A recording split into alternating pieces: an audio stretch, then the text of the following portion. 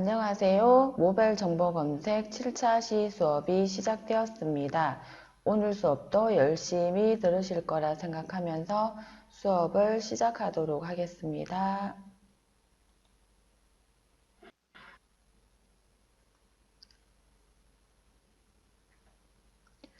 오늘 수업에서는 첫째, 기상 관련 단어 알기와 둘째, 우리말 단어 알기를 살펴보겠습니다.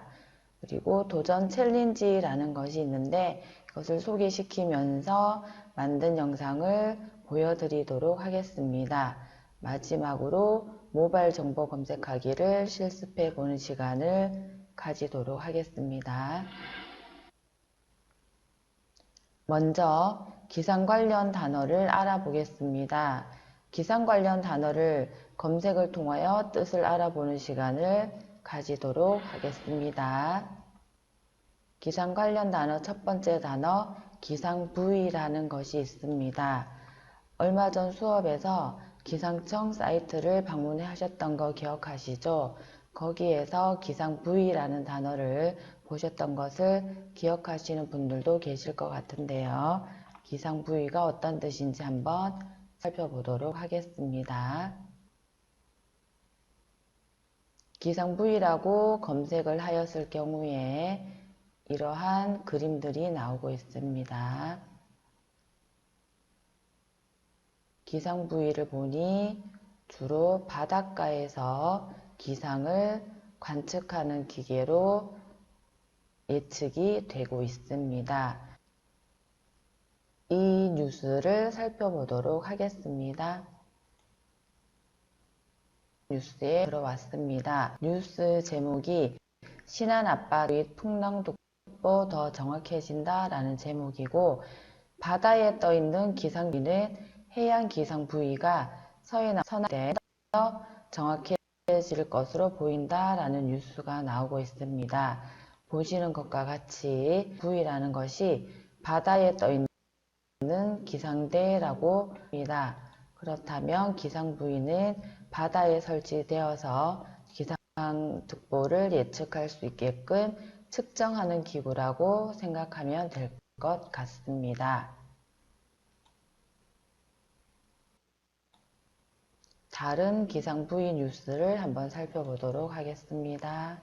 기상부위 지식백과에서 나오지 않고 기상부라는 것이 나오고 있습니다. 전문 용어라 기상부위가 따로 백과사전에 등록이 된 것은 아닌 걸로 생각이 됩니다. 기상부위라는 말이 보이질 않고 있습니다.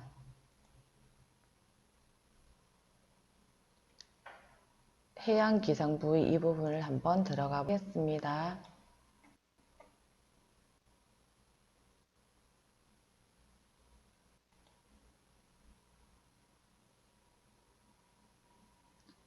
해양 기상부위라는 포토 연합뉴스인 것 같습니다. 10일 경기도 2016 기상기후산업박람회에서 울릉도 등 17군데 설치되어 운영 중인 해양 기상부위가 전시되어 있다라는 뉴스입니다. 이것이 기상부위인 것 같은데 꽤 큰 크기를 보이고 있습니다.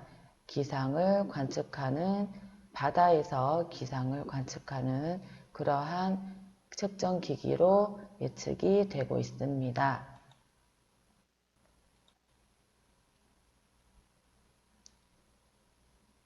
웹사이트 오늘의 바다 기상청 날씨 누리의 기상부위라는 말을 예전에 한번 본 적이 있습니다. 여기에 기상부위라는 말이 나오고 있습니다. 기상부위를 통하여 날씨를 측정한 것이라고 파악이 되고 있습니다. 두 번째 나오는 파고부위 이 단어를 검색해 보도록 하겠습니다.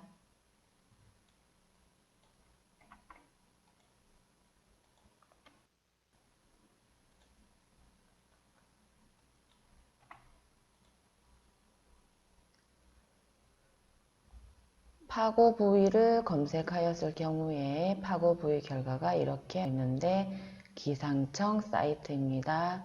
다른 곳에서 한번 살펴보도록 하겠습니다.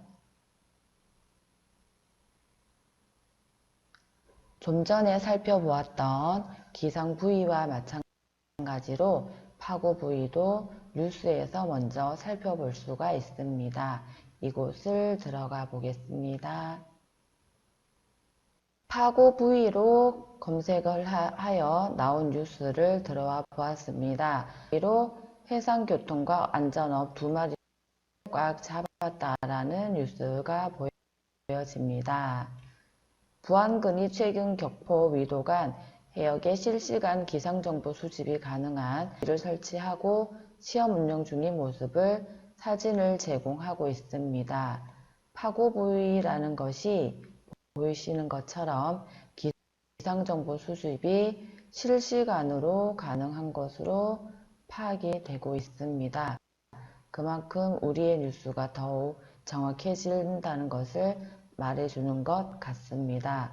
같은 검색을 핸드폰으로 파고 부위와 기상 부위를 검색해 보도록 하겠습니다.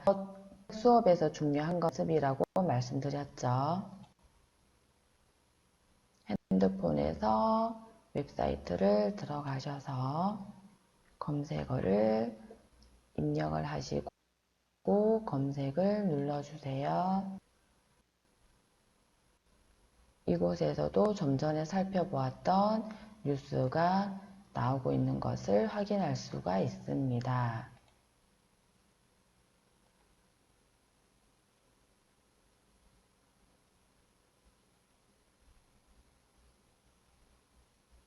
이곳을 한번 살펴보겠습니다.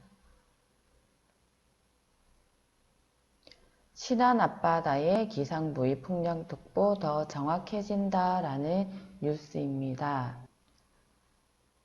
바다에 떠있는 기상대로 불리는 해양기상부위라는 설명이 나와 있습니다. 이번에는 파고 부위를 검색해 보도록 하겠습니다.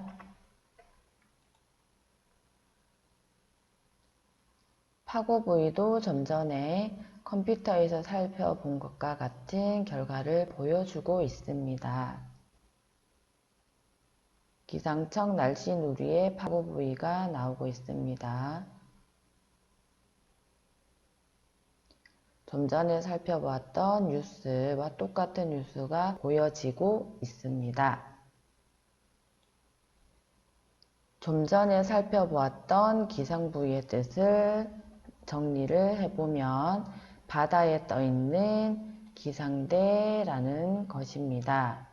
두 번째 살펴보았던 파고 부위의 뜻은 실시간으로 해당 해역 파고 측정이 가능한 장비임을 살펴보았습니다. 그 다음 살펴볼 단어는 파고라는 겁니다. 파고를 살펴보도록 하겠습니다.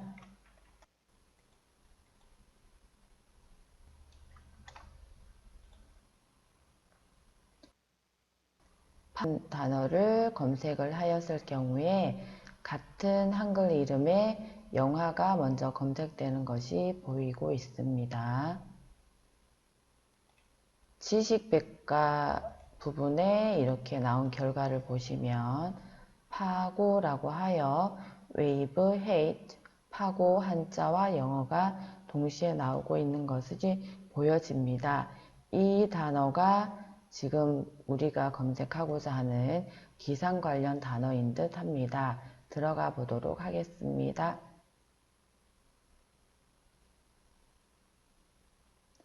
파의 골에서 마루까지의 높이이다. 물의 경우 파장에 대해서 파고에는 상한이 생기며 그 이상이 되면 파도는 부서진다 라는 말이 있습니다. 물의 경우 파고가 어느 정도까지 이룰 수 있는가 하는 것은 주위의 상황에 달려 있지만 파장을 정하면 파고에는 상한이 생기고 그 이상에 이르면 파도는 부서진다 라는 말이 있습니다. 두 번째 검색 부분을 살펴보게 되면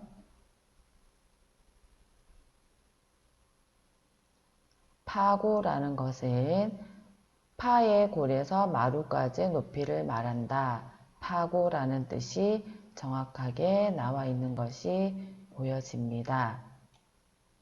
다음은 핸드폰에서 검색을 해보도록 하겠습니다.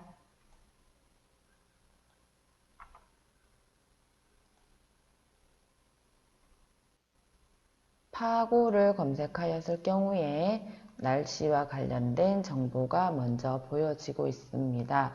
오늘 바다 쪽에 파고가 어떻게 되는지를 나타내는 것 같습니다. PC에서 살펴보았던 같이 파고라는 것이고, 이것은 우리가 알고자 하는 기상청 파고와는 관련이 없는 영화입니다. 지식백과에서 파고를 보시면 파의 골에서 마루까지의 높이라는 같은 결과를 확인해 보실 수 있습니다. 파고의 뜻을 살펴보시면 물결의 높이를 나타낸다고 할 수 있습니다. 기상 관련 단어, 다음 단어는 풍랑이라는 단어를 살펴보도록 하겠습니다. 풍랑이라는 단어를 검색해 보도록 하겠습니다.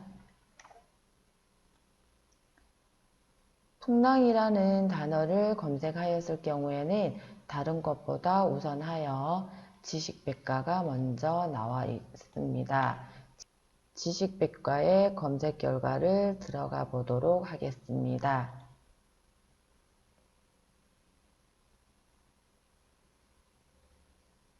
풍랑이라는 단어는 해상에서 바람에 의해 일어나는 파도를 풍랑이라 한다고 나와 있습니다. 기상 관련 용어이죠. 이번에는 핸드폰에서 검색을 해보도록 하겠습니다.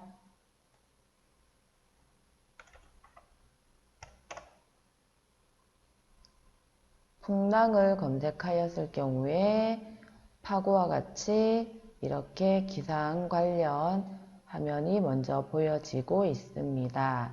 지식백과가 결과가 보이시죠? 지식백과 결과에서 해상에서 바람에 의해 일어나는 파도를 풍랑이라 한다라는 결과를 확인해 볼 수 있습니다. 풍랑의 뜻을 살펴보시면 해상에서 바람에 의해 일어나는 파도라는 것을 확인해 볼 수가 있었습니다.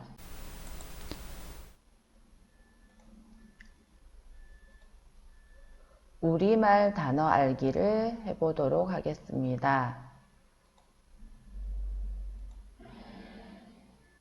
우리말에는 예쁜 말이 되게 많은데요. 그래서 우리말 단어를 한번 알아보자는 의미에서 준비해 보았습니다. 첫 번째 단어는 동살이라는 단어입니다. 과연 동살이 무엇인지 검색을 통해 알아보도록 하겠습니다.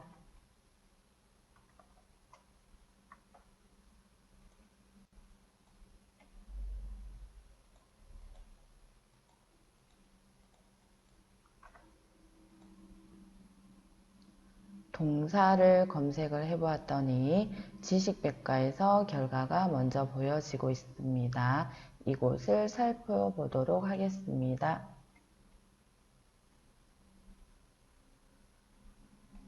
동살이라는 것은 해돋이전 동이 트면서 푸르스름하게 비치는 빗줄기를 동살이라고 한다고 나와 있습니다.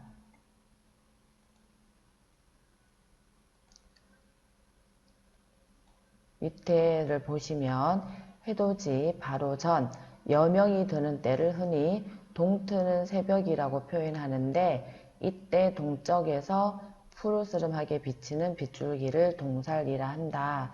동살은 직사광선이 아니고 해가 떠오르기 전에 비치는 반사빛이라 할 수 있다. 한편 동살이 비치기 시작하는 것을 동살 잡히다 라고 한다 라고 되어 있습니다. 동살이라는 말이 매우 예쁜 우리말인 것을 확인할 수가 있습니다. 예제가 있는데요. 바닷바람이 매우 차가웠으나 우리는 동살이 잡히기 시작할 무렵부터 바닷가 모래밭에 나가 해돋이를 기다렸다 라는 문장에서 해돋이를 기다리기 위한 그러한 전 과정이 나와 있는데, 이곳에서 동살이라는 단어를 사용하고 있습니다. 핸드폰에서 검색을 해보도록 하겠습니다.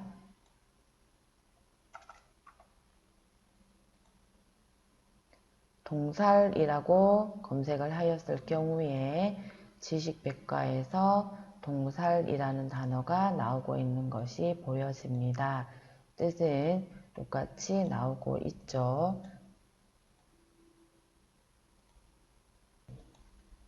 해돋이전 동이 트면서 푸르스름하게 비치는 빗줄기를 말한다 라는 것입니다. 두 번째 검색할 단어는 도들볕입니다. 도들볕이 무엇인지 검색을 해보도록 하겠습니다.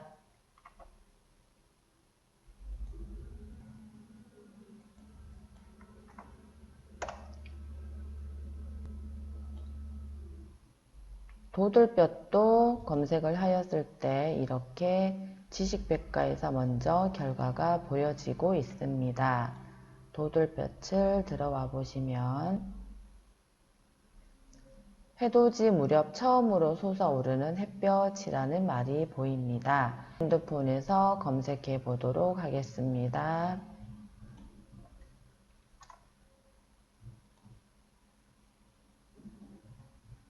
핸드폰으로 검색하였을 때는 지식백과보다는 이와 관련된 장소가 먼저 보여지고 있음이 확인됩니다. 도들볕을 사용한 시설들이 많은 것을 확인할 수가 있습니다. 이렇게 많은 정보에서 내가 필요한 답이 어느 곳에 있는지 선별할 수 있는 능력은 많이 검색해 보시는 건 아시죠? 도들볕이 나온 지식백과 사전을 들어가 보도록 하겠습니다. 해돋이 무렵 처음으로 솟아오르는 햇볕을 말합니다. 간밤의 어둠을 밀어내면서 부드럽게 세상을 비추는 도들볕은 상서로운 기운을 느끼게 한다. 해돋이 때 처음 비춰지는 빛을 햇귀라고도 하는데 두 말의 느낌에 미묘한 차이가 있다.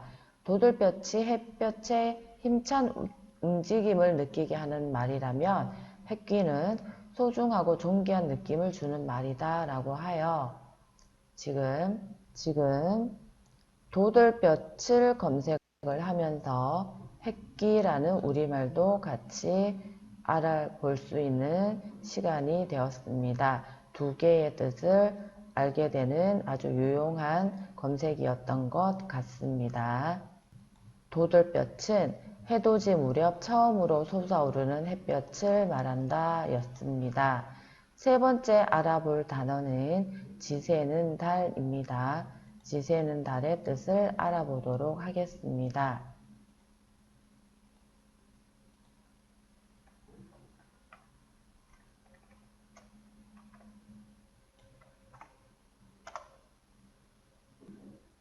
지새는 달을 검색하였을 때는 이러한 말을 우리가 매우 많이 사용하고 있나 봅니다. 백과사전보다는 다른 곳의 결과가 더 많이 보여지고 있습니다. 이 중에서 주의하셔야 될 것은 나무위키라는 것은 정확한 정보검색 결과 사이트는 아니라는 것 참고하시면 됩니다. 국어사전에 지새는 달이라는 부분이 나오고 있네요. 이곳을 먼저 살펴보겠습니다.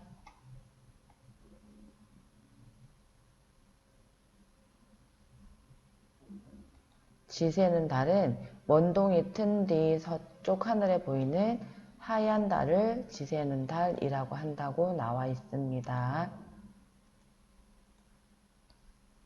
어학사전 밑에 보시면 백과사전 결과가 나오고 있는데 지샌달이 나오고 지샌달과 관련된 지새는 달이 나오고 있습니다.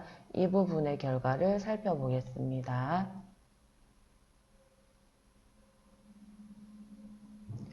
지샌달은 먼동이 튼 뒤 서쪽 하늘에 보이는 달, 밤을 지새우고 해가 뜬 뒤에도 서쪽 하늘에 아직 달이 떠 있는 것을 가끔 볼 수 있다. 이를 지새는 달 또는 줄여서 지샌달이라고 한다. 밤을 지새운 다음에 떠 있는 달이라는 뜻이다. 지샌달은 어스름달의 한 가지이다 라는 말이 보입니다. 지샌달, 지새는 달, 그리고 지샌달은 어스름달의 한 가지라는 것을 알게 되었습니다. 핸드폰에서 검색을 해보도록 하겠습니다.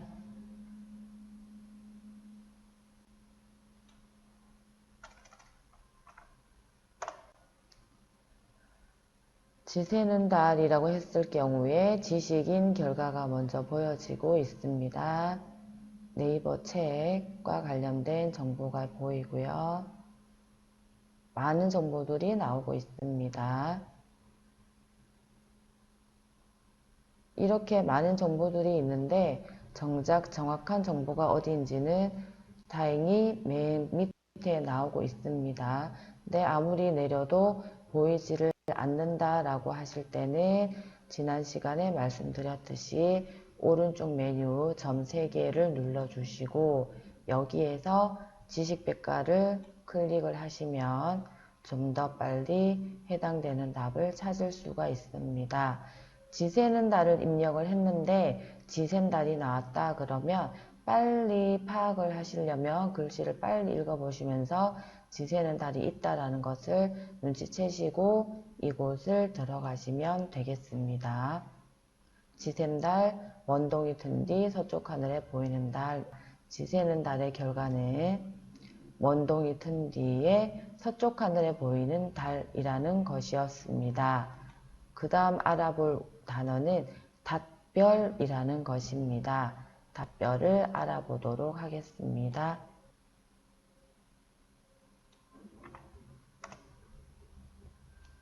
닷별도 검색을 하였더니 지식백과에서 결과가 먼저 보여지고 있습니다.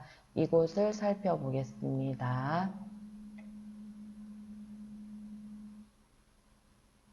닷별은 카시오페이아의 자리의 다른 이름이며 붙박이별, 이것을 북극성이라고 하는데 북극성을 중심으로 북두칠성과 조금 이즈러진 대칭을 이루는 W자 모양의 별자리를 카시오페이아 자리라고 한다.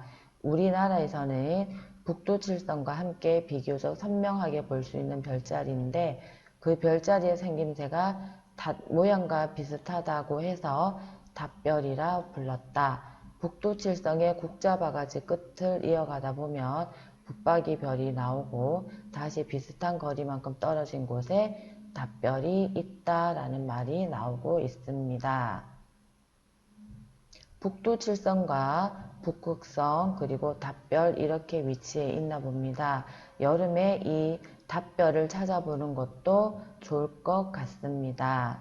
닷별이 카시오페이아라는 외국 이름보다 훨씬 더 정감이 가고 예쁜 이름인 것 같습니다.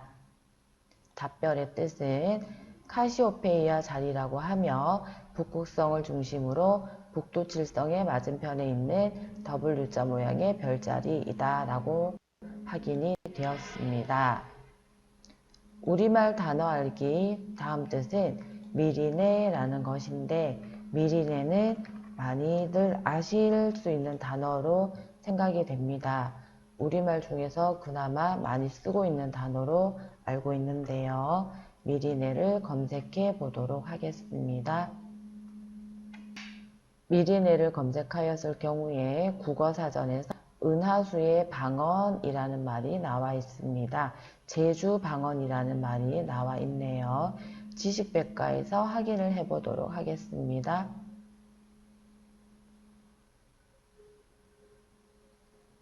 미리네는 남북으로 길게 강물처럼 분포한 형성의 물이 다른 말로 은하수라는 말이 보입니다. 미리네는 불규칙한 모양을 가진 여러 항성들의 물이다. 많게는 수억 개의 별이 거대한 소용돌이 모양으로 어떤 질서를 이루고 있다라고 나와 있습니다. 이 미리네와 관련된 사진을 한번 확인해 보면 좋을 것 같습니다. 이미지를 살펴보도록 하겠습니다. 지금 미리네라고 검색을 하였을 경우에는 별자리가 아닌 다른 이미지가 많이 나오고 있습니다. 좀 전에 살펴보았던 미리네가 은하수라고 하였으니 은하수를 검색해 보도록 하겠습니다. 네, 보이시죠? 이렇게 나오는 것이 은하수이며 이 아름다운 별 무리들이 있는 은하수를 우리말로는 미리네라고 한답니다. 제주도 방언인 것을 기억하시죠? 좀 전에 제주도 방언이라고 하였습니다. 핸드폰에서 한번 검색을 해보도록 하겠습니다.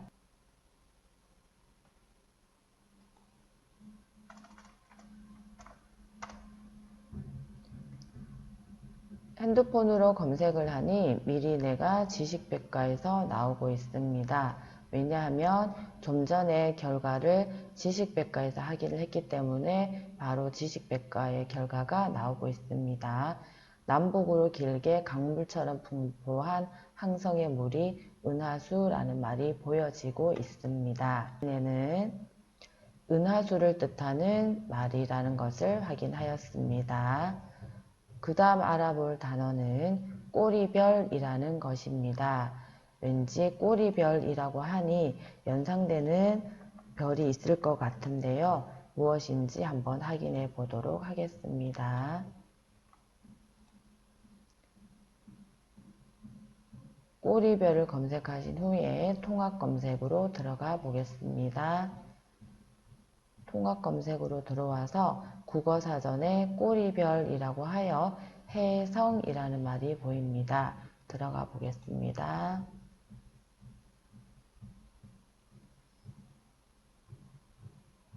꼬리별은 혜성이며 가스 상태에 빛나는 긴 꼬리를 끌고 태양을 초점으로 긴 타원이나 포물선에 가까운 궤도를 그리며 운행하는 천체이다 라는 말이 보여지고 있습니다. 좀 전에 미리네도 사진으로 확인을 하였는데 이 꼬리별도 이미지로 한번 검색을 해보도록 하겠습니다. 미리네와 마찬가지로 지금 현재 꼬리별 같은 경우도 상관없는 검색어가 보이고 있습니다. 혜성이 무엇인지 살펴보겠습니다. 혜성이라고 하였을 경우에 조금 화면을 내려보니 이렇게 혜성이 지나가는 사진이 있는 것을 확인할 수가 있습니다. 꼬리별, 혜성, 이렇게 별이 떨어지면서 꼬리가 생기는 모습에서 꼬리별이라고 한 것 같습니다. 혜성의 모습도 꽤나 아름답죠. 이번에는 핸드폰에서 확인해 보도록 하겠습니다.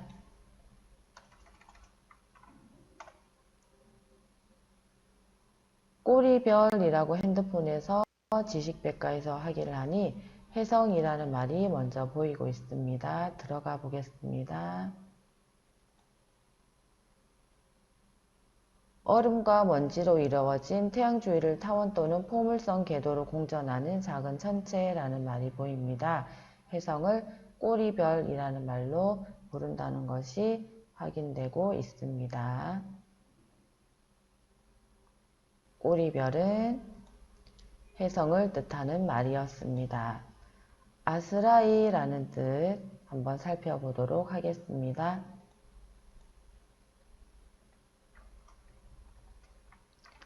아스라이 사라진다 이런 이런 표현을 한 번쯤 보셨을 것 같은데요.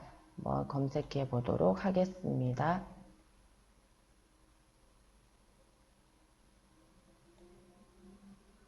통합 검색으로 검색하였을 경우에 국어사전에서 먼저 결과가 보여지고 있습니다. 아스라이라는 말을 살펴보니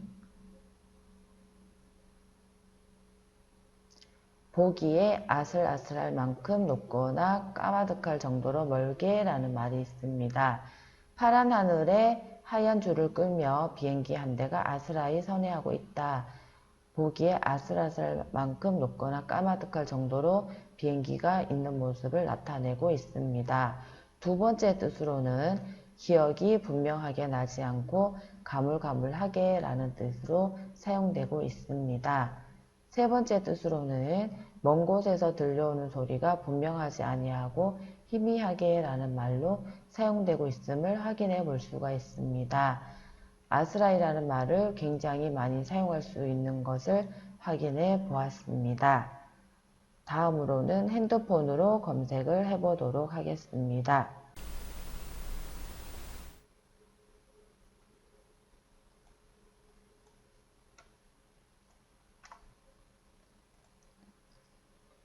핸드폰으로 아스라이라는 말을 검색을 하여 보았습니다. 지식백과에서 결과가 나오고 있습니다. 지식백과의 결과를 살펴보겠습니다. 네. 처음에 나오는 아스라이는 영화에 대한 소개를 나타내고 있습니다. 그렇다면 이 아스라이라는 것에 대한 어학사전의 결과를 살펴보는 것이 좋을 것 같습니다. 아스라이라고 하여 좀 전에 PC에서 살펴보았던 것과 같이 세 가지의 뜻이 나오고 있음을 확인해 볼 수가 있습니다.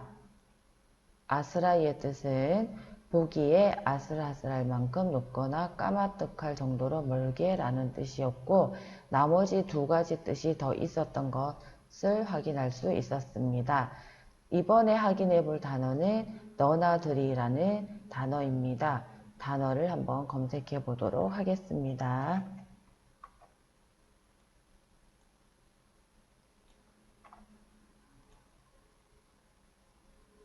너나들이를 검색하였을 경우에 지식백과사전이 먼저 보이고 있습니다.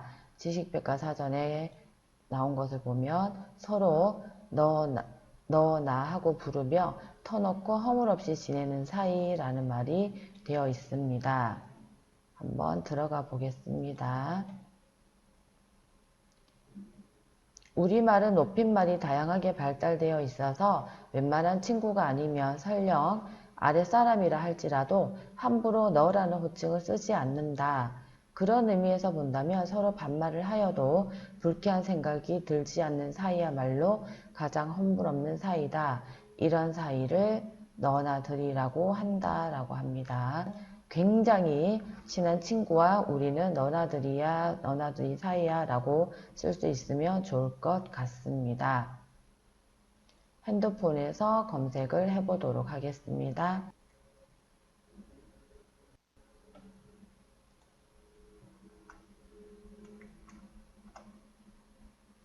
핸드폰 너나들이도 PC 버전과 마찬가지로 같은 결과가 나오고 있음을 확인해 볼 수 있습니다. 서로 너니 나니 하고 부르며 허물없이 말을 건냄 또는 그런 사이를 나타낸다는 것을 확인해 보았습니다. 지금까지 우리말 단어를 살펴보았습니다. 이번에는 도전 챌린지와 관련된 영상을 살펴보도록 하겠습니다.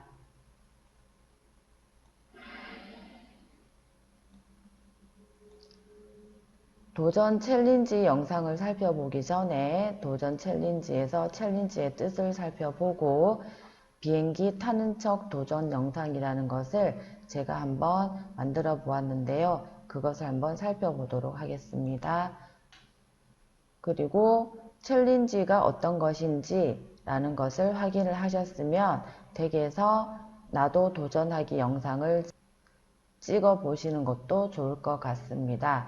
챌린지 영상을 찍으신 후에 동구장애복지관 카톡 채널로 영상을 보내주시면 다음 수업에 제가 영상으로 삽입해 보도록 하겠습니다.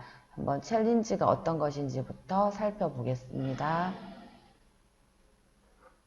챌린지는 요즘 전 세계적으로 유행하고 있는 영상입니다. 한 사람이 도전을 수행한 영상을 찍은 후 영상 끝에 다음 사람을 지목하여 릴레이식으로 도전하는 긍정적이면서도 캠페인적인 성격이 강한 그러한 것입니다. 이러한 챌린지의 종류로는 쓰레기 치우고 증거사진 남기기, 하늘을 나는 척하는 영상 찍기, 우리나라에서 시작한 덕분에 챌린지가 있는데 덕분에 챌린지는 보건복지부에서 코로나19로 고생하는 의료진에게 힘을 실어주기 위해 시작한 챌린지입니다. 이러한 챌린지 중에서 쓰레기 치우기와 관련된 챌린지를 한번 검색해 보도록 하겠습니다. 쓰레기 치우기 챌린지라는 검색을 하였을 경우에 이렇게 중앙일보 뉴스가 나오고 있는데 살펴보도록 하겠습니다.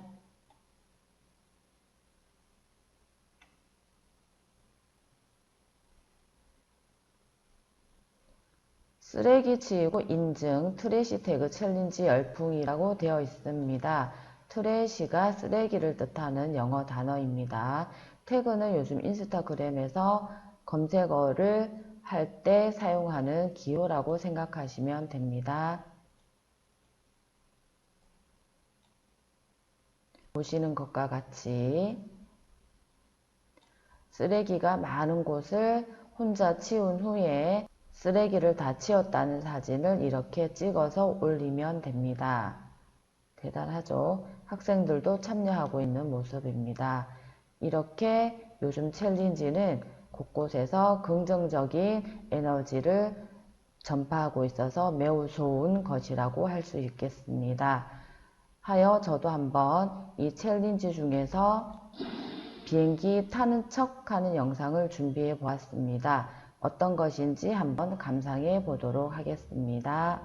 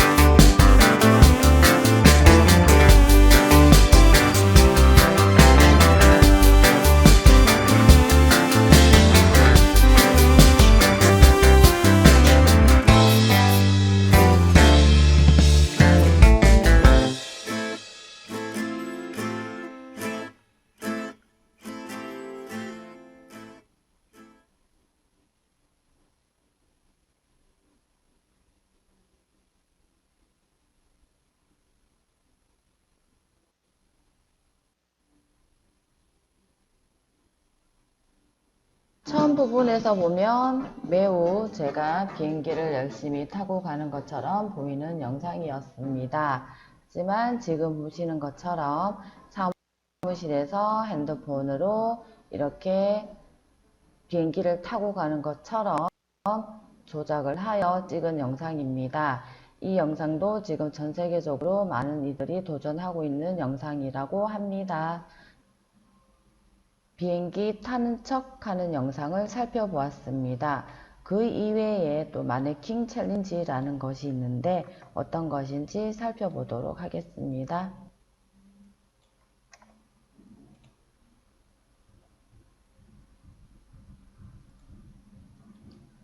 마네킹 챌린지라는 것을 잠깐 살펴보겠습니다. 마네킹처럼 보이죠?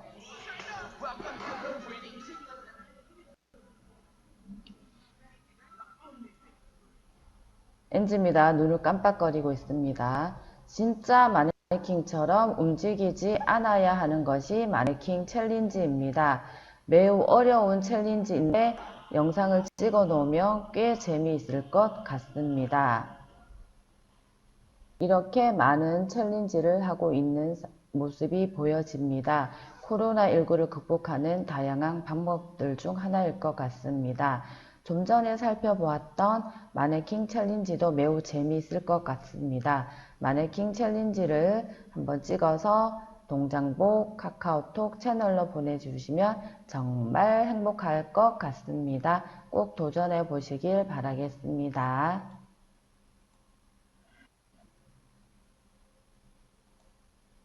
정보 검색을 실습해 보도록 하겠습니다.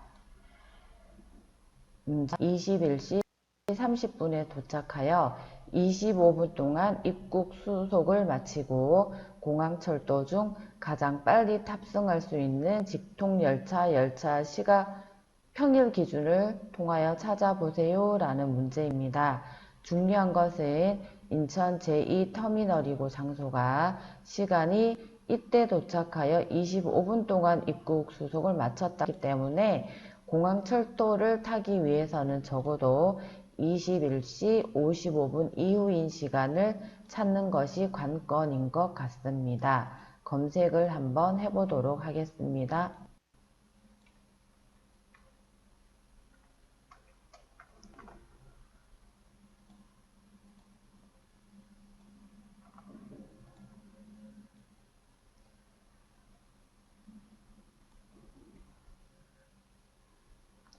인천국제공항 제2여객터미널 공항철도 시간표라는 것을 검색을 하였더니 많은 이미지들이 먼저 보이고 있습니다.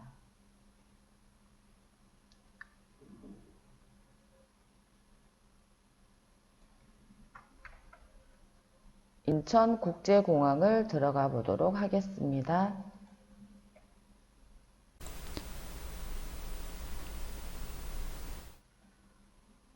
인천국제공항을 검색해 보도록 하겠습니다. 검색을 하였을 때 인천국제공항 사이트를 이렇게 들어와 보시면 여행 전 확인할 것, 항공편, 공항에서 할 것, 환승할 때 할 것 등이 보여지고 있습니다. 그리고 교통수단 오시는 길이 보이는데 이것을 한번 살펴보도록 하겠습니다. 인천국제공항에 오신 것을 환영합니다 라는 글자가 보이고 터미널 오시는 길 안내도가 보이고 있습니다. 그리고 통행요금에 대한 안내이고요. 대중교통을 이용할 경우에 공항철도, 리무진, 인천 안내 등이 있고 우리가 궁금한 공항철도도 보이고 있습니다. 공항철도의 시간이 제2터미널일 경우에 일반 열차는 오전 5시 18분이고 직통열차는 5시 15분임이 나와 있는데 공항철도 노선도 보이고 있습니다. 하지만 세부적인 시간은 나오고 있질 않는 것이 보입니다. 그렇다면 인천국제공항이 아니라 다른 곳으로 검색을 해보는 것도 좋을 것 같습니다. 공항철도 시간표로 검색을 한번 해보도록 하겠습니다.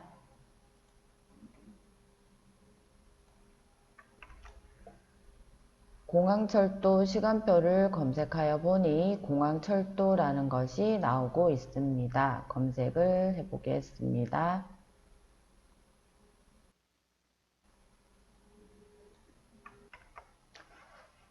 공항철도를 검색을 하여 공항철도 웹사이트에 한번 들어와 보았습니다.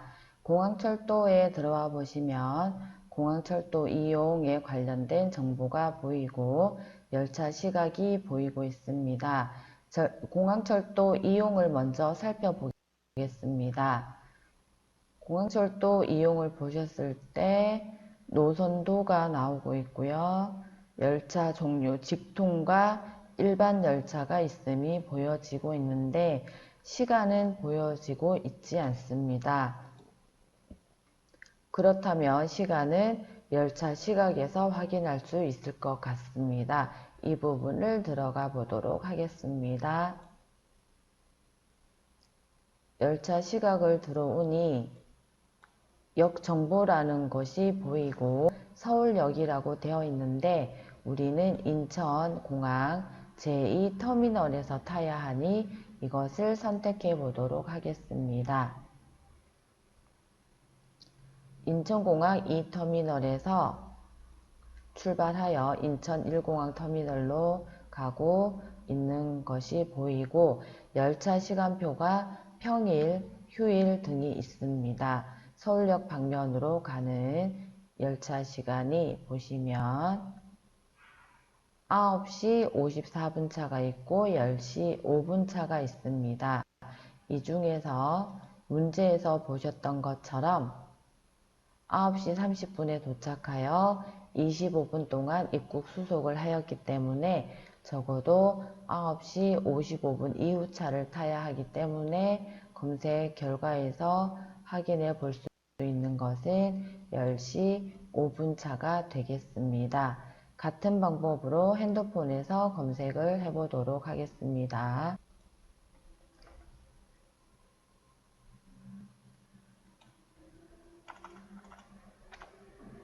핸드폰에서 공항철도 시간표를 검색해 보겠습니다. 지금 지식백과 결과이기 때문에 통합 결과를 살펴보시면 공항철도 사이트가 메인 위에 보이게 됩니다. 공항철도를 눌러보시고요. 같은 방법으로 화면을 내려보시면 열차 시각이 이곳에 보여지고 있습니다.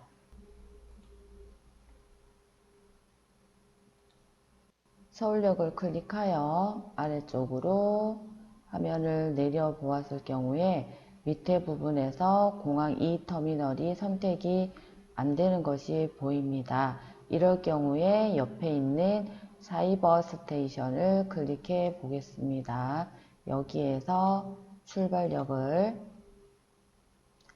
인천공항 2터미널로 해주시고 도착역을 서울역으로 해보도록 하겠습니다. 이후에 검색을 해보겠습니다. 인천공항 2터미널에서 검색을 하였을 경우에 우리는 직통열차가 필요합니다. 직통열차를 클릭해 보겠습니다.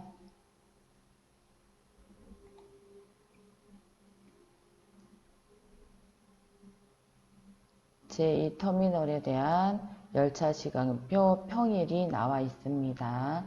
이곳에서 보시게 되면 9시 54분 차, 10시 5분 차를 확인해 볼 수가 있습니다. 인천공항 2터미널에서 확인한 직통열차 열차 시각은 10시 55분이며 절대 주소를 찾아보았습니다. 두 번째 문제를 살펴보겠습니다. 통계청이 발표한 2018년 4월 인구 동향에 따르면 출생아 수는 27,700명으로 전년 동월 대비 8.9% 감소하였습니다. 2018년 4월 강원도의 출생아 수를 찾아보세요 라는 문제인데, 문제는 길지 않지만 찾기가 꽤 까다로울 수가 있습니다. 이것도 한번 검색해 보도록 하겠습니다.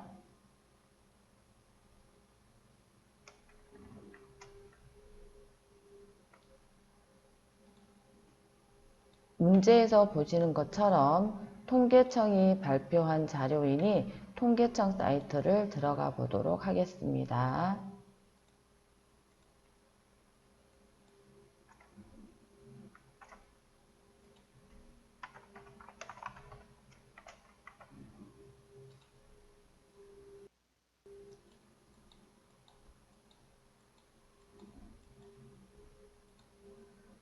통계 검색하여 통계청 웹사이트로 들어가 보도록 하겠습니다.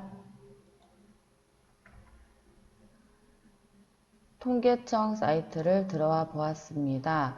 통계청 사이트는 보시는 것과 같이 국가통계 포털, 마이크로데이터, 통계지리 정보 등 많은 통계 정보를 보여주고 있기 때문에 내가 문제에서 찾는 통계가 어디 있는지를 빨리 찾기 위해서는 평소에도 한번 통계청 사이트를 놀기 삼아 한번 여기저기 살펴보시는 것도 좋을 것 같습니다. 현재 찾고 있는 출생아 수를 위해서는 국제가 아니라 국내 통계로 들어가 보도록 하겠습니다.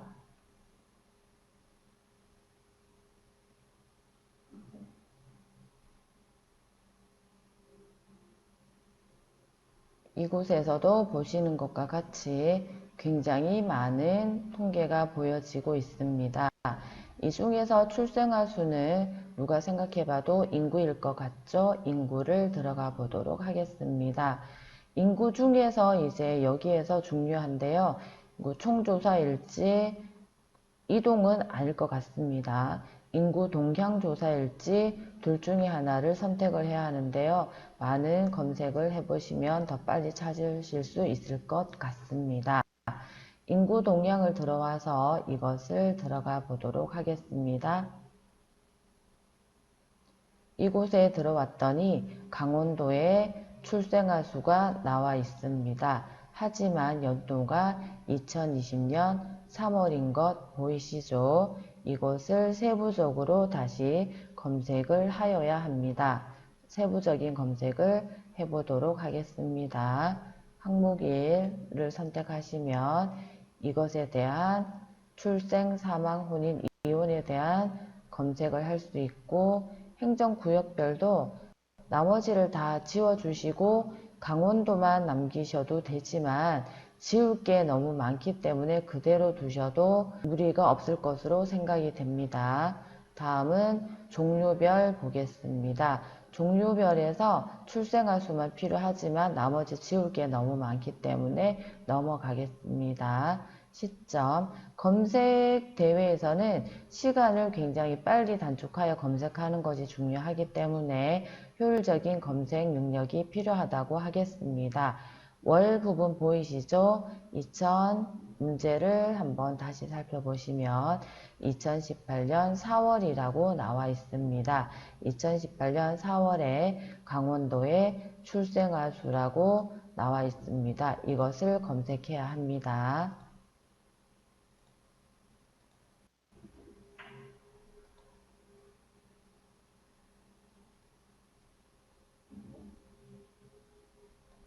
(2018년도 4월을) 선택을 하고 뒷부분도 똑같이 2018년 4월을 선택을 하셔야 합니다.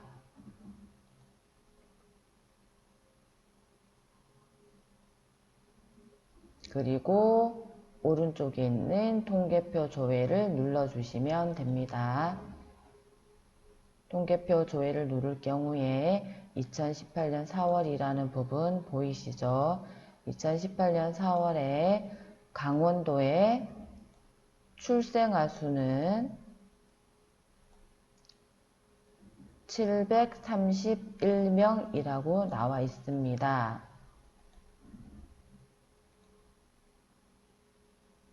옆부분의 결과를 보시면 다른 여러 가지 결과도 보여지고 있습니다.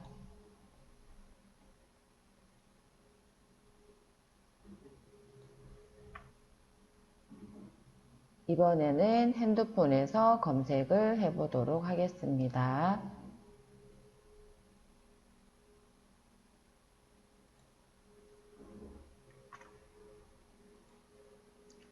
통계청을 검색을 하여 통계청 사이트로 들어가 보겠습니다. 앞서 살펴보았듯이 국내 통계,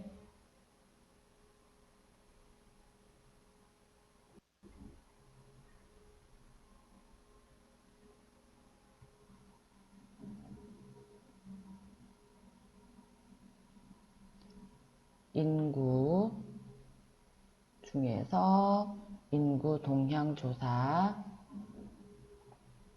그리고 이 부분을 선택하면 됩니다.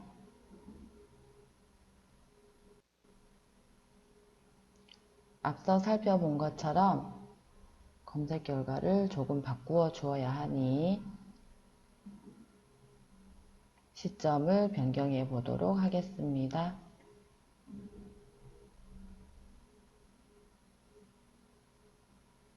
시점을 2018년 4월로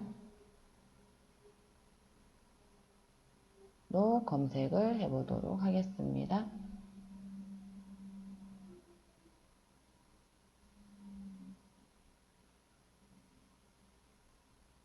오른쪽에 통계표 조회를 눌러주시면 됩니다.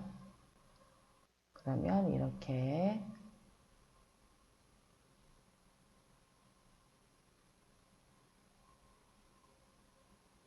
강원도의 출생률이 출생아 수가 731명임을 확인할 수가 있었습니다. 결과는 731명으로 나오고 있습니다.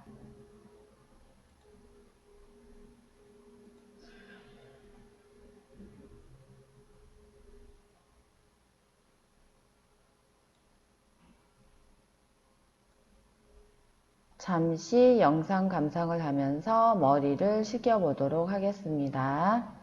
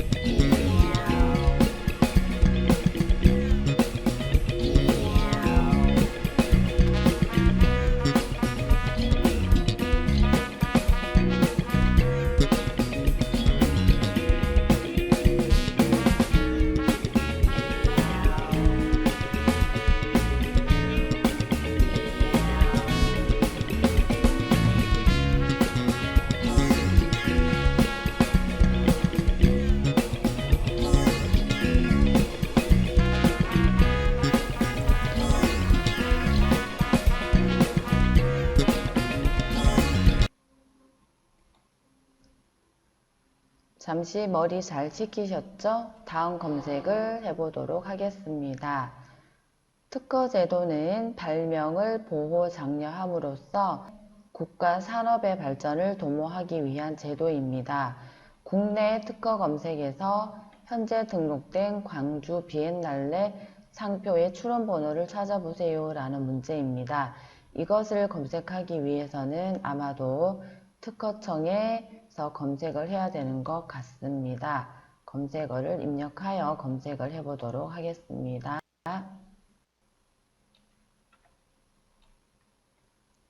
특허 검색으로 검색을 하였을 경우에 특허 정보 검색이라는 서비스가 나오고 있습니다. 이곳을 들어가 보겠습니다. 특허 정보 검색 서비스에 검색할 수 있는 창이 처음에 보입니다. 이곳에다가 광주 비엔날레를 검색해 보도록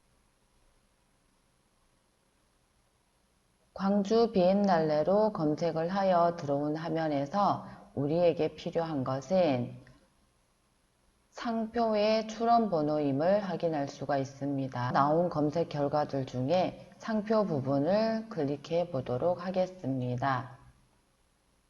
상표를 클릭하였을 경우에 광주 비엔날레라는 곳이 보여집니다. 이곳에 있는 출원번호가 보이시죠? 이것이 아마 그 결과 출원번호가 될 것 같습니다. 같은 방법으로 핸드폰에서 검색을 해보도록 하겠습니다.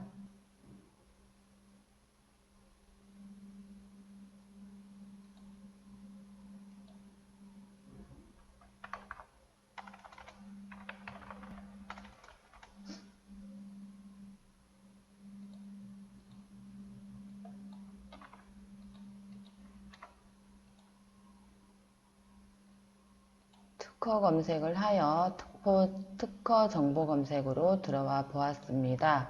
같은 방법으로 광주 비엔날레를 검색해 보도록 하겠습니다. 광주 비엔날레를 하여 특허 실용실안, 디자인, 상표, 심판 중에서 상표를 들어가 보도록 하겠습니다. 상표를 들어와서 광주 비엔날레를 들어오니 출원번호가 이렇게 길게 나오고 있는 것을 확인해 볼 수가 있습니다.